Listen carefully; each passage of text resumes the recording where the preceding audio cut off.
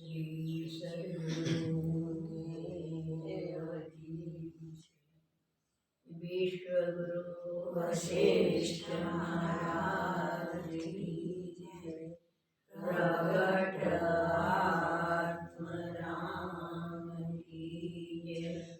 जय जय गिरधारी महाराज की जय। जय जय गिरधारी महाराज की जय। जय जय गिरधारी महाराज की जय। श्री सद्गुरुदेव की जय। और देवी का संवाद वशिष्ठ महाराज श्री राम को सुना रहे हैं।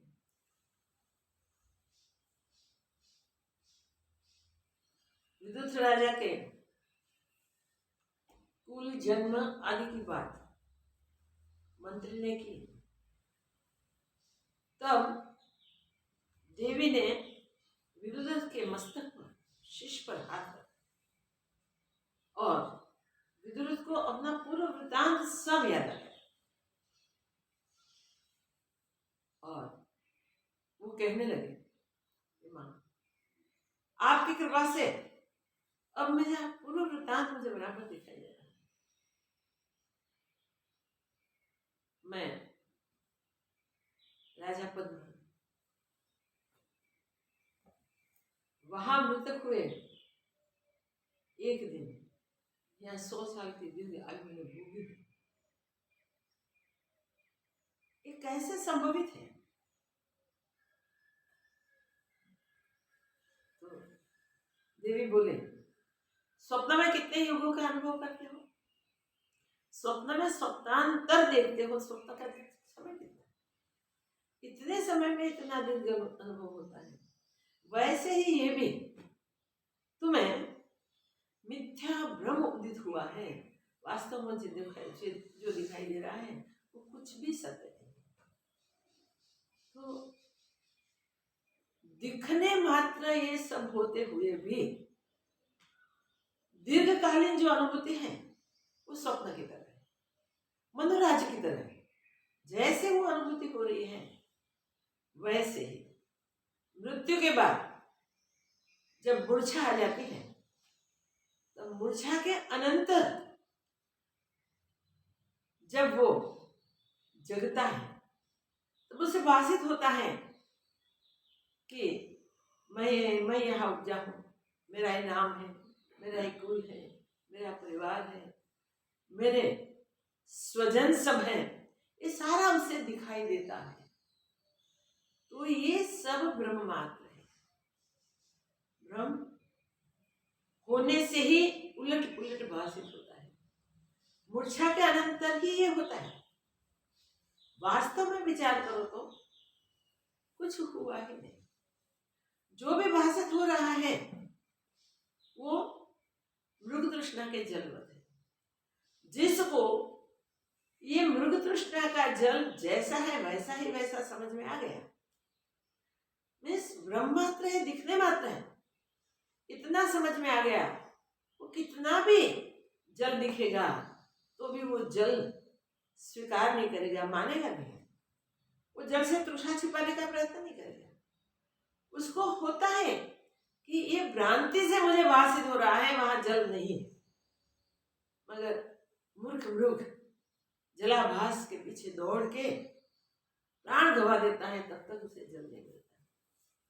वैसे ही ये जगत ब्रह्म है। रात को स्वप्न देखते हो, स्वप्न में अपने कहीं शरीर, कहीं दृश्य, कहीं जगत, कहीं व्यवहार, कहीं अनेक देखते हो, तो भी जब स्वप्न से जागते हो तब उसे मिथ्या भ्रम समझ लेते हो, फिर जागृत में उसे सत्य नहीं स्वीकार करते। वैसे ही अज्ञान से ये जो जगत है वो जगत झूठा होते हुए भी सत्य जैसा भाषित होता है। जब अज्ञान निद्रा टूटती है तब ज्ञान होता है, और ज्ञान में तो एक ब्रह्म के सिवा और कुछ है नहीं, कुछ बना ही नहीं। न पूर्वकालीन कुछ था, न आगे कुछ हो सकता है। न आज कुछ होता है। तो ये जो ब्रह्म है, ये ब्रह्म अज्ञान टूटने से ही मिटता है। अज्ञान काल में प्रत्यक्ष जगत जैसा है वैसा वैसा सत्य ही भाषित होता है, और उसको सत्य मान के मनुष्य सारे उनके व्यवहार करता है और उसी में हमेशा फंसता रहता है। विचार करके, पुरुषार्थ करके या कालीन न्यायवत कोई महापुरुष का संग मिल जाए, कृपा हो जाए और उसकी अज्ञान, उसकी भ्रांति मिटे, तो उसे पता चलता है कि दिखता है फिर भी है। रस्सी में सर्प दिखता है, पर कब तक दिखेगा? रस्सी का यथार्थ ज्ञान नहीं होता है तब तक। वो रस्सी ही है, इतना ज्ञान हो जाएगा तो फिर वहां उसे सर्प दिखेगा तो भी वो सर्प नहीं है वैसा पक्का रखे। उसकी दृढ़ स्वीकृति हो गई कि नहीं, वो तो रस्सी ही है। इस प्रकार ज्ञान नहीं हुआ, ब्रह्म स्वरूप की दृढ़ता नहीं हुई, अनुभव नहीं हुआ, तब तक जगत ब्रह्म भाषित होता है। वास्तव में जगत ब्रह्म नहीं। ये सत्संग चल ही रहा था और मां सरस्वती विदुरथ को ये समझा ही रहे थे। उसी समय विदुरथ ने इस सत्य को समझने का पूरा प्रयत्न भी किया। तो उसी समय एक मैसेंजर होकर आया, उसने बोला, राजन, दुश्मन चढ़ के आए हैं,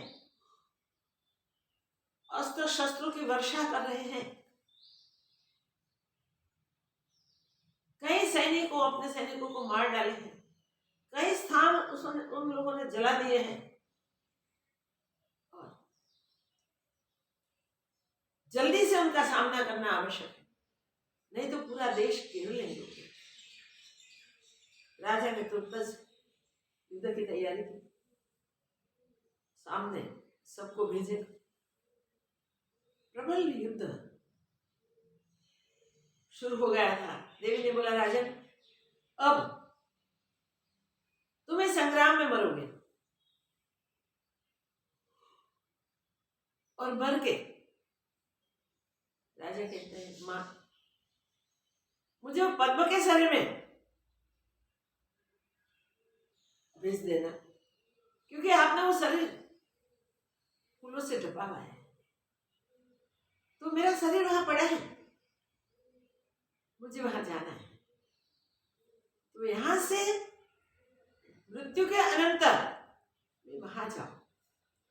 महापुरुष के पास कोई अर्थार्थी आता है तो उसके अर्थ सिद्ध हो जाता है। महापुरुष हमेशा ऐसे कृपान्वित ही होते हैं, दया ही करते हैं कि अर्थी के कोई अर्थ अपूर्ण नहीं रहते।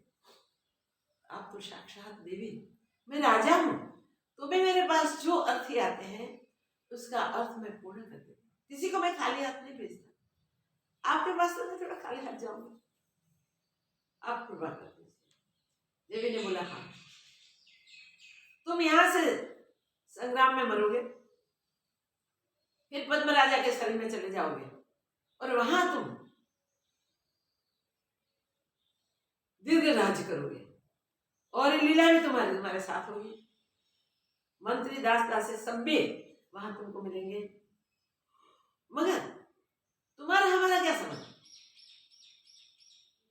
हमारा यह रहना उचित नहीं है, इसलिए वो हम जाते हैं, तुम संग्राम में जाओ। ये सत्संग चल ही रहा था। इतने में देवियों ने जाने की तैयारी की। कई सहेलियां लीला को लेके आई, इसके गहने, वस्त्र आदि थोड़े वेद विखेर हो गए थे। राजा दुश्मन अंतःपुर की कहीं स्त्रियों को ले गए हैं, मगर हमें लीला को छिपा के ले आए हैं, आप संभालो इसे। देखिए, ये पूर्व अपूर्व लीला दोनों आ गई, यहाँ दोनों इकट्ठी हुई। तो वो लीला को होता है कि तो बिल्कुल मेरी प्रतिकृति है, ये कैसे हो सकता है? इतने में देवियां वहां से सरस्वती के आदेश के अनुसार निकल गए, राजा इनको सौंप के, लीला को सौंप के युद्ध में गए, संग्राम में जाना जरूरी था, लीला को संभालनी भी जरूरी थी। तो लीला ने वो मांगा कि मैं भी यहां से मेरे पति के पीछे पीछे, वो जहां जाए वहां मैं भी जाऊं। कैसा संवाद चलता है, किस प्रकार ये जगत ब्रह्म होता है। हमें याद ये रखना है कि जगत ब्रह्म कैसे होता है नहीं, फिर भी आविर्भूत दिख रहा है, प्रत्यक्ष सब कुछ भाषित होता है। इस प्रकार हमें भी ये जगत जो दिखाई दे रहा है प्रत्यक्ष, वो दिखते हुए भी नहीं है, वो निश्चय करना है। जो अज्ञान ब्रह्म हुआ है उसको जब तक मिटाएंगे नहीं तब तक वो निश्चय नहीं होगा। इसलिए अज्ञान ब्रह्म को मिटाने की कोशिश करें। ये तो भगवती की कृपा से ये सब हुआ, और भगवती की कृपा से हम कोई भी स्वरूप के, परमात्मा के स्वरूप की उपासना करते हैं, उसकी कृपा को प्राप्त करने के लिए प्रयत्न करते हैं। तो उसमें हो सके कृपा से हमें लाभ हो, मगर इसमें भी पुरुषार्थ बहुत इम्पोर्टेंट है, बिना पुरुषार्थ कृपा भी नहीं होती। अब देखिए राजा कैसे जाते हैं, देवियां किस प्रकार वहां से जाती हैं, और वहां संग्राम में राजा मरकर किस प्रकार पृष्ठका के साथ अपने पद्म के शरीर में जाते हैं, वो डिटेल बताते हैं। मगर इसके पीछे वशिष्ठ महाराज राम जी को वही कह रहे हैं, जगत ब्रह्म है, ब्रह्म से भाषित होता है। वास्तव में अद्वैत ब्रह्म के सिवा, एक परम तत्व के सिवा और कुछ है ही नहीं। ये उपदेश को जब भी हम आत्मसात कर सकते हैं, हमारा दृढ़ निश्चय होता है, तब तो वहां अज्ञान अंधेरा आप ही आप पलायन हो जाता है, आप ही आप अपने तत्व स्वरूप का अनुभव होता है। इस संवाद को हम आगे देखें कि विदुरथ राजा किस प्रकार माँ के चरणों में प्रार्थना करते हैं, और कैसे आगे का संवाद और आगे का युद्ध का वर्णन देखने को मिलता है। यह जगत मृग तृष्णा के जलवत है, उसमें आस्था करनी अज्ञानता है, और भ्रांति भी कुछ वस्तु नहीं। जैसे घन तम में यक्ष भासते हैं, जैसे गण अंधेरे का होता है, तभी अंधेरे में यक्ष पिशाचारी भाषित होते हैं, पर वो यक्ष कुछ होता नहीं, कुछ वस्तु नहीं। ब्रह्म सत्ता जैसे है वैसे वैसे वैसे भ्रांति भी और कुछ वस्तु नहीं है। जन्म मृत्यु और मोह सब असत रूप है। जन्म मृत्यु मोह ये सब असत्य रूप है। अहम त्वम आदि जितने शब्द है उनका महाप्रलय में अभाव हो जाता है। अहम त्वम आदि जितने भी शब्द हैं उस सब का महाप्रलय में अभाव हो जाता है, महाप्रलय में कुछ भी नहीं रहता। उसके पीछे जो शुद्ध शांत रूप है वह भी अब भी वही जान कि जो की त्यो ब्रह्म सत्ता है। जब महाप्रलय में सब कुछ समाप्त हो जाए तब उसके पीछे जो है वो ब्रह्म सत्ता अब भी जो की तो वैसे ही वैसे है, पहले भी वही, पीछे भी वही, शेष भी वही रहेगी और अब भी वही है। तो ब्रह्म सत्ता अपने आप में जैसी है वैसी ही वैसी स्थित है। ये लीले यह जो पृथ्वी आदि भासते सो भी संवित रूप है, क्योंकि जब चित्त संवित स्पंद रूप होता है तब यह जगत होके चित्त संवित के स्फुरण से ही, चित्त संवित के संवेदन से ही जगत होकर भाषित हो रहा है, और इसी कारण संवित रूप है, इसलिए ये संवित रूप है। ये लीले जीव रूपी समुद्र में जगत रूपी तरंग उत्पन्न होते हैं जीव रूपी समुद्र, उसमें जगत रूपी तरंग उपजते रहते हैं और लीन भी होते हैं और वो तरंग और उसमें लीन भी हो वास्तव जाते में हैं। जल रूप है इसीलिए लीन होते हैं कि वास्तव में वो जल रूपी है, और उसी कुछ में से नहीं। उत्पन्न होते हैं, उसी में ही लीन होते हैं, जल रूप। इसलिए जल के सिवा और कुछ नहीं। अगर तरंग उत्पन्न हुए तब भी जल के सिवा कुछ नहीं है, सम शांत जल है तब भी जल के सिवा कुछ नहीं है, और उछले हुए तरंग फिर जाके उसमें मिल जाते हैं तब भी जल के सिवा कुछ नहीं है, सब जल रूपी है। वैसे ही हर हाल में पूर्ण ब्रह्म अपने आप में जैसा है वैसा ही वैसा स्थित है, तीनों काल में उसमें कोई चेंज नहीं। जैसे अग्नि में उष्णता होती है वैसे ही जीव में स्वर्ग है। जो ज्ञानवान है उनको सर्वात्मा भासते हैं और अज्ञानी को भिन्न भिन्न कल्पना होती है। अज्ञानी को भिन्न भिन्न कल्पना होती है, कल्पना के अनुसार उसे दृश्य भाषित होते हैं। तो ज्ञान है, ज्ञानवान है, उसे तो एक ब्रह्म ही भाषित होता है। हे लीले, जैसे सूर्य की किरणों में त्रसेणु भासते हैं, पवन में स्पंद होता है और उसमें सुगंध होती है, सो सब निराकार है, वैसे ही जगत भी आत्मा में निर्वपुर है। जगत भी आत्मा में निर्वपुर है। जैसे सूर्य किरण में त्रषण भासते हैं तो वो सूर्य किरण ही है, इसके सिवा और कुछ नहीं है। वैसे आत्मा में जगत आत्मरूपी है, आत्मा से भिन्न कुछ नहीं है। भाव अभाव ग्रहण त्याग सूक्ष्म स्थूल महाभाव जर अभाव अजर ग्रहण त्याग सूक्ष्म स्थूल चर अचर इत्यादि सब ब्रह्म में आभास है। सब ब्रह्म में आभास मात्र है, दिखने मात्र है। हे लीले, यह जगत जो साकार रूप भासता है सो आत्मा से भिन्न नहीं। ये लीले, ये जगत जो आकार रूप दिखाई दे रहा है, साकार रूप दिखाई दे रहा है, वो भी आत्मा से भिन्न कुछ नहीं है। जैसे वृक्ष के अंग पत्र फल रास रूप हो भासते हैं, वैसे ही ब्रह्म सत्ता ही जगत रूप होकर भासती है। ब्रह्म सत्ता ही जगत रूप होकर भासते हैं। जैसे वृक्ष के पत्र टास फूल फल सब वृक्ष ही है, वैसे ही पूर्ण जगत सर्व ब्रह्म ही है। हे लीले, जैसे सूर्य की किरणों में त्रसेणु भासते हैं, पवन में स्पंद होते हैं, उसमें सुगंध होती है, सो पवन में स्पंद होता है। निराकार है। पवन जब बहता है तब जहां से सुगंध होती है वहां से पसार होता तो सुगंध भी उसके साथ जाती है। ये सूर्य में त्रषणु, पवन में स्पंदता, उसमें गंध, वैसे ही ब्रह्म सत्ता ही जगत रूप होकर भासती है। वैसे ही ब्रह्म सत्ता ही जगत रूप होकर भाषित होती है। जगत जो है वो ब्रह्म रूपी ही है। जैसे चेतन संवित में जैसा स्पंद फूटता है वैसे ही होकर भासता है। चेतन संवित में जैसा भी स्फुरण होता है वैसा ही होकर भाषित होता है।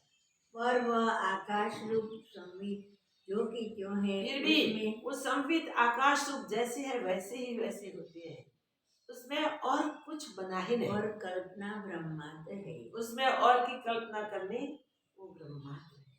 ये भ्रांति लीले, के सिवा और कुछ है ही नहीं। ये लीले, यह जो जगत भासता है वह न सत है और न असत है। जैसे रस्सी में ब्रह्म से सर्प भासता है वैसे ही आत्मा में जगत भासता है। जैसे रस्सी में सर्प भासता है वैसे आत्मा में जगत भासता है। भासता है, होता नहीं। यहाँ होता है ऐसा नहीं बताया, भासता है। रस्सी में सर्प की अनुभूति किसी को हुए, वो कांपने लगे, वो भागने की कोशिश करे, वो सब करे, क्योंकि उसको सब दिख रहा है। मगर जिसको रस्सी का यथार्थ ज्ञान है वो रस्सी सर्प जैसी दिखे तो भी वो वैसे कांपता भी नहीं है, भागता भी नहीं, क्योंकि उसको इसका ज्ञान है रस्सी का। इस प्रकार जिसको ब्रह्म का पूर्ण ज्ञान है उसको जो भी दृश्य दिखे वो सब ब्रह्म रूप ही भाषित होते हैं। द्वैत भ्रांति उसे होती ही नहीं। जिसको असम्यक ज्ञान होता है उसको रस्सी में सर्प भासता है तो वह असत न हुआ, और जिसको सम्यक बोध होता है उसको सर्प सत नहीं भासता। ऐसे सम्यक ही ज्ञान अज्ञान वालों से को सर्प सत्य नहीं भाषित होता, असम्यक ज्ञान वालों को ही वो सर्प भाषित होता है। ऐसे ही अज्ञान से जगत असत नहीं भासता और आत्मज्ञान होने से सत नहीं भासता। अज्ञान से जगत झूठा नहीं दिखता भाई, अज्ञान से घिरा हुआ है इसलिए इसको जगत सब दिखता है, मगर ज्ञान में जगत सत्य नहीं भाषित होता। कितनी बड़ी बात है। अज्ञान में जगत असत्य होते हुए भी असत्य नहीं भाषित होता, और ज्ञान में आबेहूब दिखते हुए भी वो सत्य भाषित नहीं होता। जगत असत नहीं भासता और आत्मज्ञान होने से सत नहीं भासता, क्योंकि कुछ वस्तु ही नहीं है। क्योंकि कुछ बना ही नहीं, कुछ वस्तु है ही नहीं। जैसे जिसके अंतःकरण में स्पंद फूटता है, जैसे उसका वो स्पंदन अनुभव जिसके करता है। अंतःकरण में स्फुरित होता है उसका वो अनुभव करता है। जब यह जीव मृतक होता है तब उसको एक क्षण में जगत बुराता है। हाँ, जब जीव मर जाता है तब मृत्यु होने के बाद जो मूर्छा उतरती है एक क्षण में ये सब होता है, उसको जगत स्फुरित होता है। किसी को अपूर्व रूप फुराता है, किसी को पूर्व रूप फुराता है, किसी को पूर्व रूप दिखाई देता है, किसी को अपूर्व रूप दिखाई देता है। और किसी को अपूर्व मिश्रित, कभी को दोनों मिश्रित दिखते हैं, पूर्व अपूर्व मिश्रित फुराता है। इस कारण तेरे भर्ता को भी वही मंत्री स्त्री और इस प्रकार सभा वासना के अनुसार पुराए। तेरे भर्ता को भी वासना के अनुसार उसका नगर, पुर, मंत्री, सिपाही, वृत्त, पूरा राज्य उसे वासना से ही स्फुरित हुआ है। क्योंकि आत्मा सर्वत्र रूप है, आत्मा सर्वगत है, सर्वरूप है। जैसा जैसा उनमें तीव्र स्पंद फूटता है वैसा ही जैसा जैसा तीव्र स्पंद स्फुरित होता है वैसा उसे भाषित होता है। स्पंद तो सही, मगर तीव्र स्पंद से तुरंत वैसा दृश्य भाषित होता है।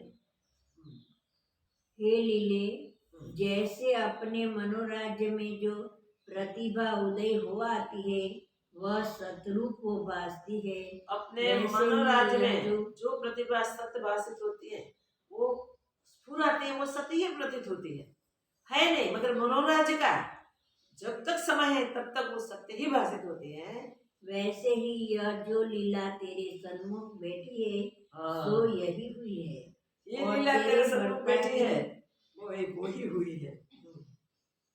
कि जो तेरे में तीव्र वासना थी उससे उसको तेरा प्रतिबिंब रूप होकर यह लीला प्राप्त हुई।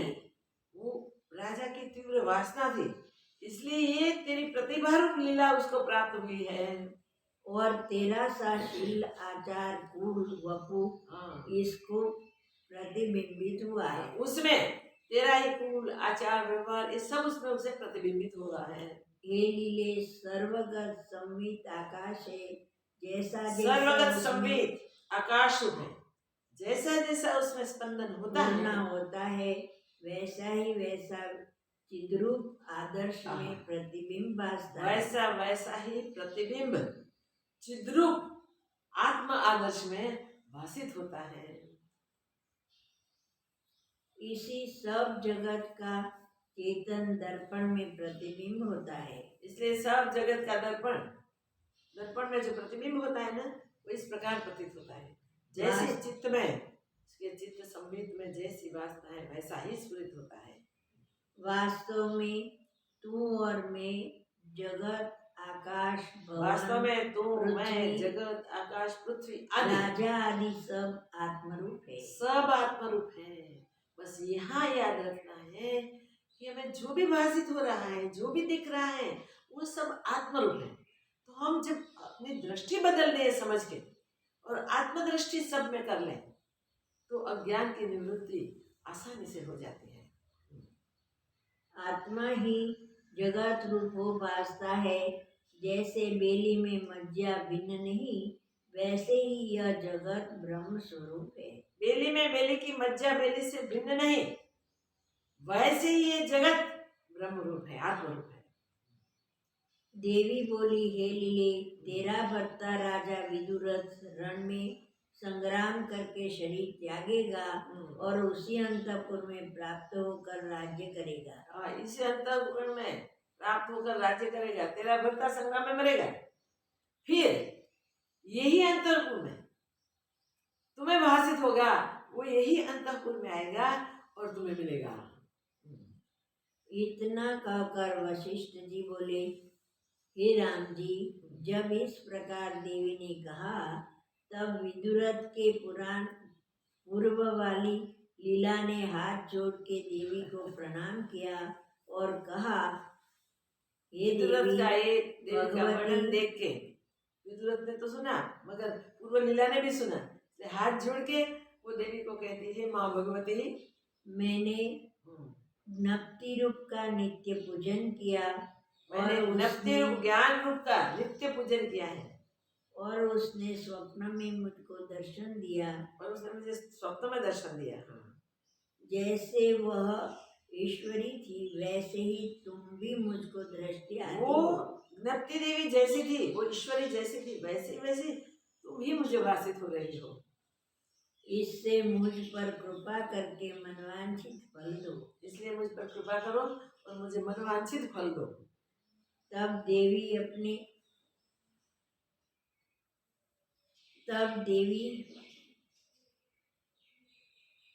अपने भक्त पर प्रसन्न होकर बोली, हे देवी लीले, अपने भक्त पर प्रसन्न हुई और बोली, हे लीले, तूने अनन्य होकर मेरी भक्ति की है, तूने और अनन्यता उससे से तेरा शरीर अनन्य भी- होकर मेरी भक्ति की है और इससे तेरा शरीर भी जीर्ण हो गया है।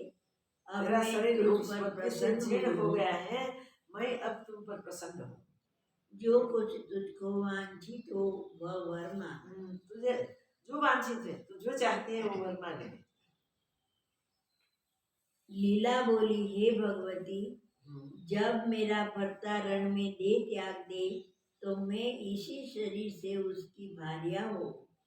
इसी शरीर से मैं उसकी पत्नी हूँ। संग्राम में वो मर जाए मगर फिर वो जन्म लेगा, तब इसी शरीर से मैं उनकी पत्नी हूँ। देवी बोली, तूने भावना सहित भली प्रकार पुण्यादिकों से निर्विघ्न मेरी सेवा की है। भावना सहित बहुत पुण्य किए हैं और निर्विघ्न मेरी सेवा तूने सतत की है। इससे ऐसा ही होगा। इससे ऐसा ही होगा, वरदान दे दिया।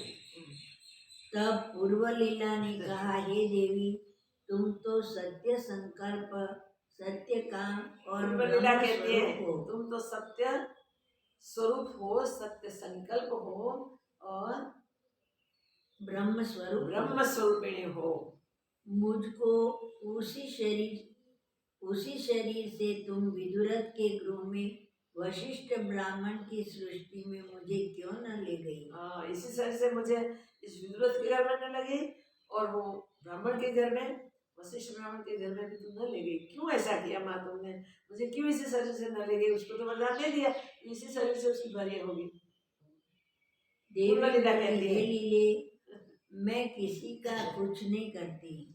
देवी कहती है, माँ सरस्वती कहती है कि हे लीले, मैं किसी का कुछ नहीं करती। जैसे जिसकी भावना होती है वैसा उसे फल मिलता है। सब जीवों के संकल्प मात्र देह है और सब जीवों के देह संकल्प मात्र है और वो देह और मैं ज्ञप्ति रूप हूँ। सब जीवों के देह संकल्प मात्र है। और मैं ज्ञप्ति रूप हूँ। बीच का सेंटेंस। देवी बोली, हे लीले, मैं किसी का कुछ नहीं करती। सब जीवों के संकल्प मात्र देह है और मैं ज्ञप्ति रूप हूँ। संकल्प मात्र शरीर है, मैं ज्ञान स्वरूप। एक एक जीव के अंतर चैतन्य मात्र देवता, प्रत्येक जीव के अंदर मैं स्थित हूँ। चैतन्य मात्र देवता बनकर मैं स्थित हूँ। प्रत्येक जीव में मैं आत्मा रूप से स्थित हूँ। जो जो जीव जैसी जैसी भावना करता है वैसी उसको सिद्धता प्राप्त होती है। जो जीव जैसी जैसी भावना करते हैं वैसी वैसी सिद्धता उसको प्राप्त होती है। मैं उसका आत्मा बन के स्थित हूँ और आत्मा में वो भावना से सफल हो जाते हैं। हे लीले, जब तूने मेरी आराधना की थी तब तूने यह प्रार्थना की थी कि मेरे भर्ता का जीव इसी आकाश मंडप में रहे ये और तेरी मुझको प्रार्थना थी। ज्ञान की भी प्राप्ति हो। मुझे ज्ञान की भी प्राप्ति हुए, उसके पति को भी ज्ञान हुए, और ये जब मृतक हुए तब उसकी पूरी इष्टता इसी आकाश मंडप में रहे। ये तूने प्रार्थना की थी। उसी के अनुसार मैंने तुझको ज्ञान का उपदेश दिया इसी के और अनुसार मैंने तुझको तुमको ज्ञान प्राप्त हुआ। ज्ञान का उपदेश भी दिया, तुम्हें ज्ञान प्राप्त भी हो गया। तेरी ज्ञान की मांग थी। इसी निमित्त उसने पूजन किया था, उससे उसके यही प्राप्त हुआ है। और इसने जो निमित्त से पूजन किया था वो निमित्त से उसे ये प्राप्त हुआ है। जो जैसी भावना करते हैं, जो जैसी उपासना पूजन आदि करते हैं, वैसे ही उसे प्राप्ति होती है। जैसा जैसा चित्त संवित में स्पंद दृढ़ होता है, जैसा जैसा चित्त संवित के अंदर स्पंदन दृढ़ होता है, वैसे ही वैसी सिद्धता होती है। वैसी ही वैसी उसे सिद्धता प्राप्त होती है। के लिए जो तप करते हैं उनकी दृढ़ता से चिदात्मा ही देवता रूप होकर फल को जो देते तप हैं। करते हैं उसके तप के कारण चिदात्मा ही उसको देवता बनकर फल देते हैं। हम जैसी भावना में जिस देव में हम आस्था करते हैं उसका पूजन अर्चन तप आदि करते हैं, और जो भावना लेके वो करते हैं वो भावना से वो चिदात्मा ही उस देव का रूप धारण करके उसे वरदान देते हैं, उसको उसी प्राप्ति होती है। हे लीले, जो तप करते हैं उनकी दृढ़ता से चिदात्मा ही देवता रूप होकर फल को देते हैं। जैसे जैसे संकल्प की तीव्रता किसी को होती है, चैतन्य जैसे जैसे उसको संकल्प की तीव्रता किसी को होती है, चैतन्य संवित के जैसे ही चैतन्य संवित से उसको चैतन्य वैसा ही संवित फल को प्राप्त होता है। वैसा ही फल प्राप्त होता है। देखिए, तीव्र भावना जैसी होती है वैसा ही उसे चैतन्य आत्मा से प्राप्त होता है। चित्त संवित से भिन्न किसी चित्त से संवित किसी से को भिन्न कदाचित कुछ किसी नहीं। को और कुछ मिलता ही नहीं, कदाचित इससे भिन्न कुछ नहीं मिलता। चित्त संवित में जैसी दृढ़ता होती है उसी के अनुसार ही उसे फल मिलता है। आत्मा सर्वगत और सर्व के अंतःकरण में स्थित है। आत्मा सर्वगत है और सबके अंतःकरण में स्थित है। जैसे उसमें चैत्यता होती है उसमें उसको जैसा वैसा ही सुंदर होता है, शुभाशुभ भाव प्राप्त उसको होता है। वैसा ही शुभ अशुभ भाव प्राप्त होता है। हम शुभ संकल्प करते हैं, संकल्प की दृढ़ता शुभ होती है तो शुभ फल मिलता है, अशुभ की दृढ़ता होती है तो अशुभ फल मिलता है। जैसा हमारा संकल्प वैसा ही फल हमें प्राप्त होता है। राम जी बोले, हे भगवान, राजा विदुर जब देवी से कहकर संग्राम में गया तो उसने वहाँ क्या किया? राजा विदुरथ देवी से वार्तालाप करके जब संग्राम में गया तब उसने वहाँ क्या देखा? वशिष्ठ जी बोले, हे राम जी, जब राजा गृह से निकला तो तारों में चंद्रमा के सदस्य संपूर्ण सेना से सुशोभित। तारा में जैसे चंद्रमा सुशोभित होता है वैसे संपूर्ण सेना से वो सुशोभित हो रहा था। और रथ पर आरूढ़ होकर समाहित चित्त आरूढ़ होकर सभा सहित संग्राम में आया। सभा सहित संग्राम में आया, सबको लेके वो संग्राम में गया।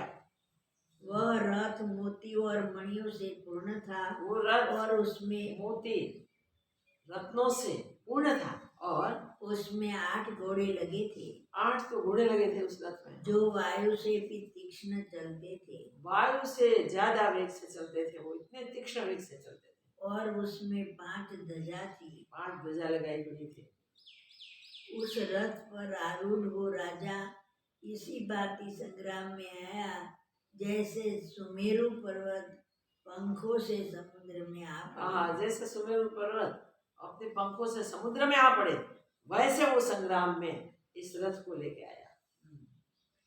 तब जैसे महाप्रलय के समुद्र इकट्ठे हो जाते हैं, वैसे ही दोनों सेनाएं सेनाएं इकट्ठी हो गई और बड़ा युद्ध होने महाप्रलय लगा। में जैसे सब समुद्र इकट्ठे हो जाते हैं, वैसे दोनों सेना आपस में इकट्ठी हो गई और घोर युद्ध शुरू हुआ। और मेघों की नाई युद्धों के शब्द होने लगे। बादल जैसे गिड़गिड़ाहट करे, वैसे युद्ध के शब्द होने लगे। जैसे मेघ से बूंदों की वर्षा होती है और अग्नि से चिंगारियां निकलती है, अग्नि से वैसे चिंगारियां उठती है, बादलों से जैसे बूंदे बारिश की निकलती हैं, वैसे शस्त्रों की वर्षा होने लगी। जैसे महाप्रलय की भड़वाग्नि होती है, वैसे ही जैसे महाप्रलय की भड़वाग्नि सब कुछ स्वाहा कर जाती है, वैसे शस्त्रों की अग्नि निकलती थी। महाप्रलय की वड़वानल अग्नि होती है, वैसे ही शस्त्रों से अग्नि निकलती थी और उन शस्त्रों से अनेक जीव मरे। इस प्रकार जब बड़ा युद्ध होने लगा, तब विदुरथ की सेना कुछ निर्बल हुई। इस प्रकार घोर युद्ध हुआ, तब विदुरथ की सेना थोड़ी निर्बल हुई। और ऊर्ध्व में जो दोनों लीला देवी की दृष्टि से देखती थी, उन्होंने कहा, दोनों लीला ऊर्ध्व में रहकर, आकाश में रहकर देवी की दी हुई दृष्टि से देख रही थी। उन्होंने कहा, हे लीले, उन्होंने कहा, हे देवी, तुम तो सर्वशक्तिमान हो और हमारे पर तुम्हारी दया भी है और हम पर दोनों पर आपकी दया भी है। तो हमारे भर्ता की जय क्यों नहीं होती? तो हमारे भर्ता क्यों पराजित हो रहा है, उसकी जय क्यों नहीं होती? इसका कारण कहो। इसका कारण कहो। देवी बोली, हे लीले, विदुरथ के शत्रु राजा सिद्ध ने जय के निमित्त चिरकाल पर्यंत मेरी पूजा की है। विदुरथ का शत्रु जो है सिद्ध राजा, उसने विजय के लिए चिरकाल तक मेरी उपासना की है। और तुम्हारे भर्ता ने जय के निमित्त पूजा नहीं की, और विदुरथ ने विजय के निमित्त की है। विजय के लिए मेरी पूजा नहीं की, उसने मोक्ष के लिए मेरी पूजा की है। इससे जीत सिद्ध राजा की होगी, इसलिए यहाँ जीत सिद्ध राजा की होगी और तेरे भर्ता की मोक्ष की प्राप्ति होगी। तेरे भर्ता को मोक्ष की प्राप्ति होगी। हे लीले, जिस जिस निमित्त कोई हमारी सेवा करता है, उसको वैसा ही फल देती है। जो निमित्त कोई भी हमारी सेवा करता है, तो मैं उसको उसी अनुसार ही फल देती हूँ। इससे राजा सिद्ध विदुरथ को जीत कर राज्य करेगा। इसलिए राजा सिद्ध अब विदुरथ को जीतेगा और राज्य करेगा। वशिष्ठ जी बोले, हे राम जी, फिर सेना को सब देखने लगी और दोनों राजा का परस्पर तीव्र युद्ध होने लगा। सेना के साथ युद्ध कर रही थी, ऊपर से वो देख रही है, और राजा के साथ युद्ध कर रहे हैं। दोनों राजा एक दूसरे के साथ युद्ध कर रहे हैं। दोनों राजा ने ऐसे बाण चलाए मानो दोनों विष्णु हो खड़े हैं। दोनों विष्णु जैसे दिखते थे और दोनों ने ऐसे बाण चलाए जैसे विष्णु भगवान बाण चलाते हो। विदुरथ ने एक बाण चलाया, उसके सहस्त्र हो गए और उसके आगे जाकर लाख हो गए। विदुरथ ने एक बाण चलाया, युद्ध करते उसके हजार हुए, आगे जाके उसके लाख हो गए, परस्पर युद्ध करने लगे। करते करते टुकड़े टुकड़े होके और युद्ध करते करते टुकड़े टुकड़े हो गए सब बाण और गिर पड़े।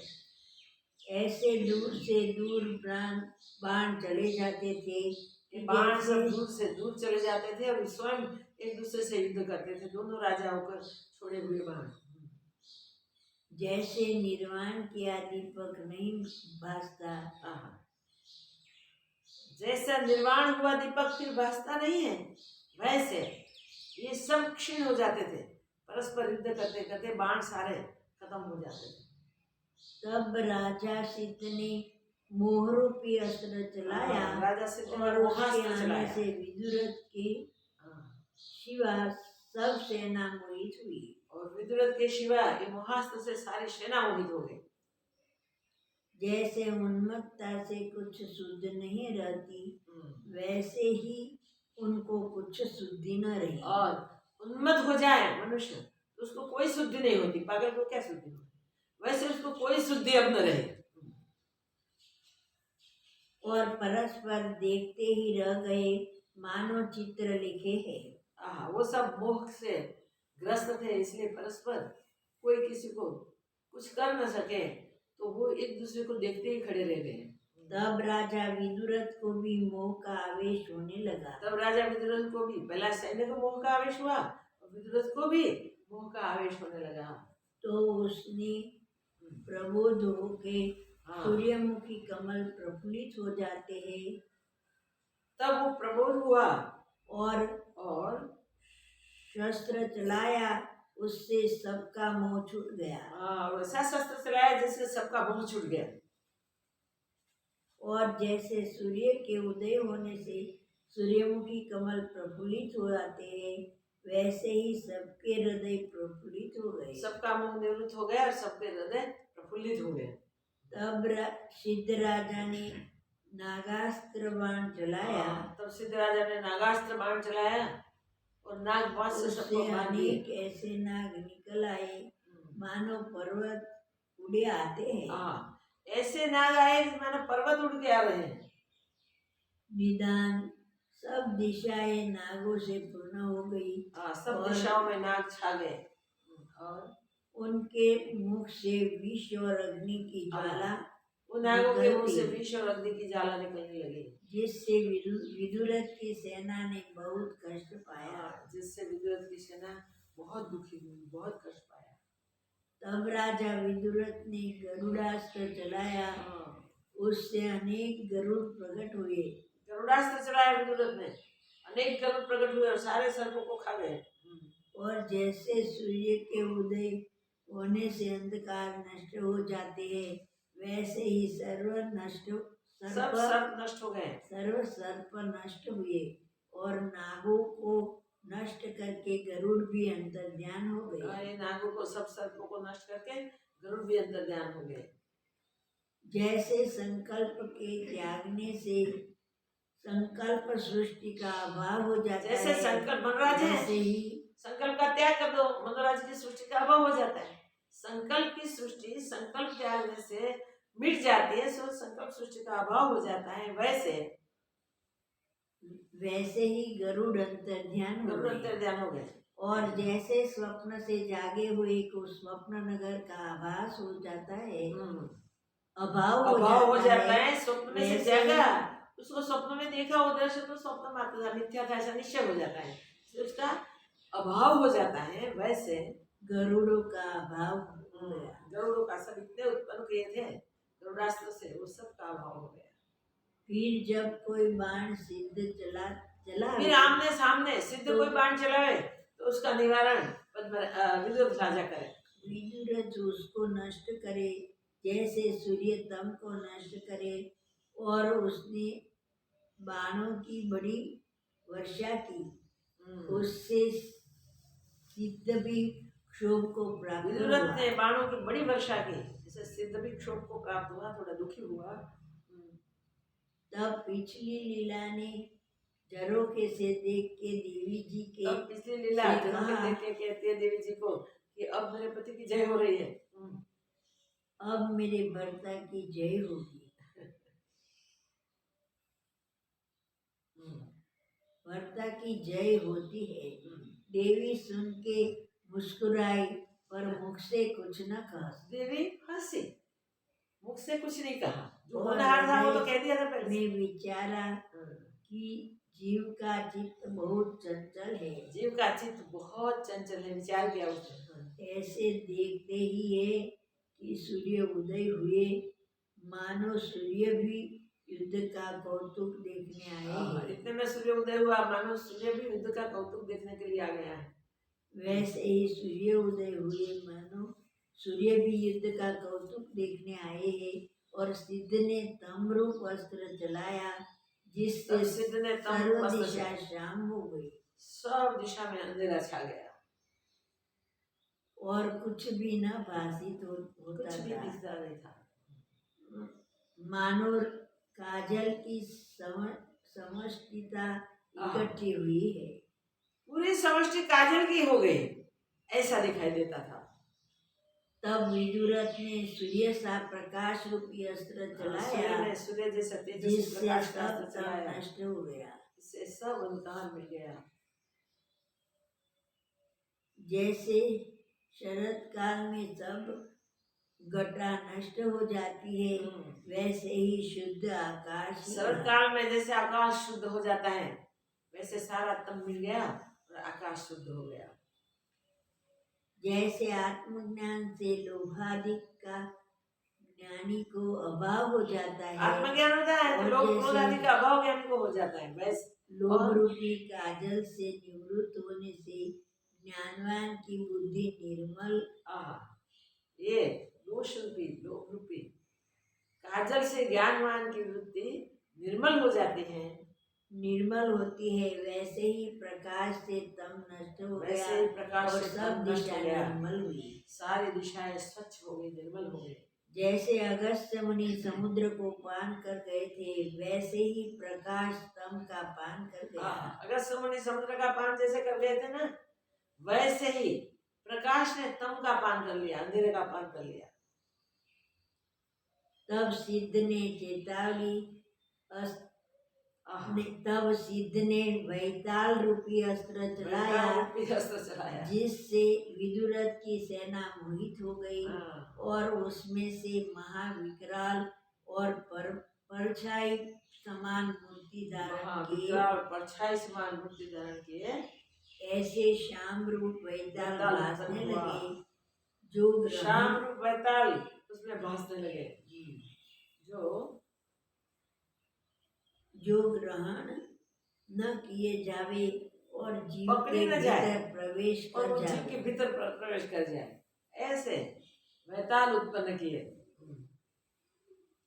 जिनके रहने का स्थान शून्य मंदिर, कीचड़ और पर्वत है, जिसका रहने का स्थान खाली पड़े हुए घर, शून्य मंदिर, कीचड़ और शून्य मंदिर, कीचड़ और पर्वत है, कीचड़ और पर्वत पे भी जाके रहते हैं। शस्त्र से निकलकर विदुरथ की सेना को दुख देने लगा। वो सब सिद्ध के शस्त्र के से निकलकर विदुरथ की सेना को दुखी करने लगे। पिशाच वह होते हैं जिनकी शास्त्रोक्त क्रिया नहीं होती। पिशाच वो हो जाते हैं मृत्यु के बाद जिसके मृत्यु के अनंतर शास्त्रोक्त क्रिया नहीं होती। जो शास्त्रों के आज्ञा है, इस प्रकार की क्रिया जिसकी नहीं होती है, वो सब पिशाच होते हैं। और जो मर के भूत पिशाच और वैताल होते हैं, जो मरने के बाद भूत पिशाच और वैताल होते हैं, और राग द्वेष तृष्णा और मूर्खता से और भूख से जलते रहते हैं, उनका कोई बड़ा सरदार विदुरथ के निकट आने कोई बड़ा सरदार था, वो विदुरथ के निकट आने लगा। तब विदुरथ ने रूपका नामक अस्त्र चलाया, और उससे महाभयानक रूप, बड़े नख, केश, जीवा, उदर और भयानक रूप वाला, बड़े नख, केश, उदर और होठ सहित, और बड़े बड़े होठ सहित नग्न रूप भैरव प्रकट होकर वैताल को भोजन करने लगा, और वो वैताल को खाने लगा, और खप्पर में रक्त भरकर पीने और नृत्य करने लगे। रक्त भर के पीने लगे और नृत्य करने लगे, और सबको दुखी देते हैं वो तो। और क्या करें, भूत पिशाच इनका यही काम है, वैतालों का यही काम है, देने लगे। तब सिद्ध ने क्रोध करके राक्षस रूपी अस्त्र चलाया, भैरव के सामने सिद्ध ने राक्षस रूपी अस्त्र चलाया, जिससे 1 कोटि भयानक रूप और काले राक्षस करोड़ पाताल और दिशाओं में, काले राक्षस पाताल और देवताओं में दिशाओं में निकले, सब जगह से निकले। जिनकी जीवा निकली हुई और उसकी जीवा ऐसा बाहर निकली हुई। चमत्कार करते थे जैसे शाम मेघ में बिजली हाँ, चमत्कार जैसे करती शाम है। में बिजली चमके ना, वैसे वो चमकते थे। वे जिसको देखे उसको मुख से वे जिसको देखे उसको मुख में डाल के ले वो वैद्य जाए। जिसको देखे उसको मुंह में डाल के ले जाए, कहाँ जाए सबको। उनको देख के विदुरथ की सेना बहुत डर गई, क्योंकि तो डर गए। जिसके सन्मुख वे हंस के देखे वह भय से मर जावे। वो वैताल ऐसे थे जिसके सामने हंसे देखे हंसकर, तो वो सब भय से मर जाते थे। तब राजा विदुरथ ने अपनी सेना को कष्टवान देख विष्णु अस्त्र चलाया, जिससे सब राक्षस नष्ट हो गए। सब राक्षस भाग गए। विष्णु अस्त्र चला, सब राक्षस नष्ट हो गए। फिर राजा सिद्ध ने अग्नि नामक अस्त्र चलाया, सिद्ध ने अग्नि अस्त्र चलाया, जिससे संपूर्ण दिशाओं में अग्नि फैल गई। सब दिशाओं में अग्नि लोग जलने फैल लगे गई और वहां के लोग जलने लगे। तब राजा विदुरथ ने वरुण रूपी अस्त्र बाण चलाया, जिससे जैसे संतों के संग से अज्ञानी के तीनों ताप मिट जाते हैं, संतों के संग से जैसे अज्ञानी के तीनों ताप मिट जाते हैं, वैसे ही अग्नि का ताप मिट गया। बस अग्नि शांत हो गया। वरुणास्त्र से ऐसा पानी गिरा, अग्नि शांत हो गया।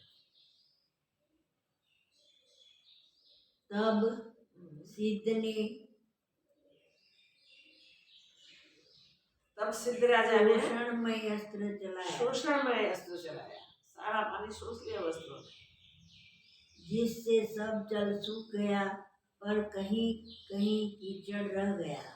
मगर कहीं कहीं कीचड़ रह गया, जहाँ ज्यादा पानी भर गया था वहाँ कीचड़ रह गया। उसने फिर तेजोमय बाण चलाया, फिर उसने तेजोमय बाण चलाया, कीचड़ भी सूख गया।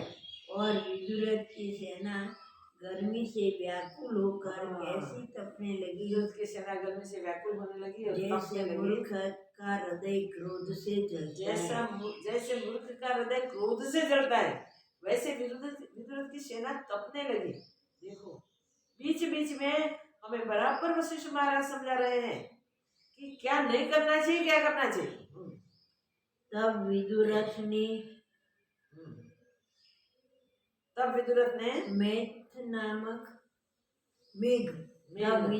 ने मेघ नामक अस्त्र चलाया, जिससे मेघ वर्षने लगे और शीतल मंद मंद वायु चलने लगा।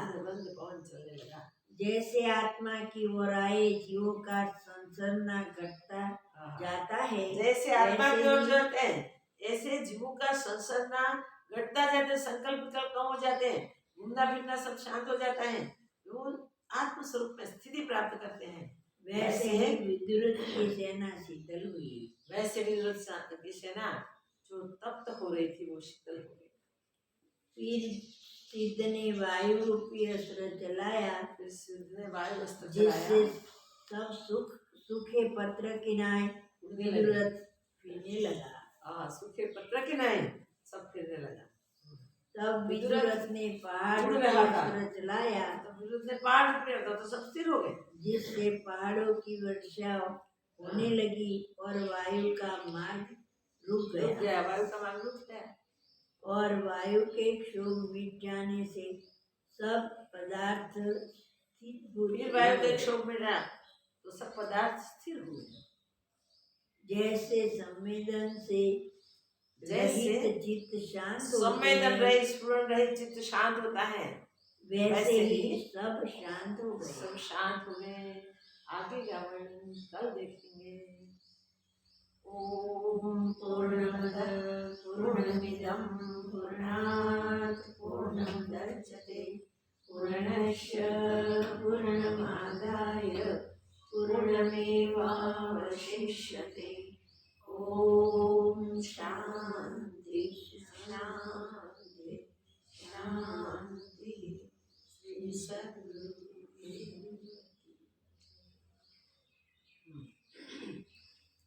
ओम ब्रह्मचारी मृत्युमुक्षीमां दातमों त्रंगोजामये सुगन्धिपुष्टिवर्धनम् उर्वारुकविवर्धनान् मृत्युमुक्षीमां दातमों त्रंगोजामये सुगन्धिपुष्टिवर्धनम् उर्वारुकविवर्धनान् मृत्युमुक्षीमां दातमों त्रंगोजामये सुगन्धिपुष्टिवर्धनम् उर्वारुकविवर्धनान् मृत्युमुक्षीमां दातमों त्रंगोजामये सुगन्धिपुष्टिवर्धनम् उर्वारुकविवर्धनान् मृत्युमुक्षीमां दातमों त्रंगोजामये सुगन्धिपुष्टिवर्धनम् उर्वारुकविवर्धनान् मृत्युमुक्षीमां त्रंगोजामये सुगन्धिपुष्टिवर्धनम् उर्वारुकविवर्धनान् मृत्युमुक्षीमां दातमों त्रंगोजामये सुगन्धिपुष्टिवर्धनम् उर्वारुकविवर्धनान् मृत्युमुक्षीमां दातमों त्रंगोजामये सुगन्धिपुष्टिवर्धनम् उर्वारुकविवर्धनान् मृत्युमुक्षीमां दातमों त्रंगोजामये सुगन्धिपुष्टिवर्धनम् उर्वारुकविवर्धनान् मृत्युमुक्षीमां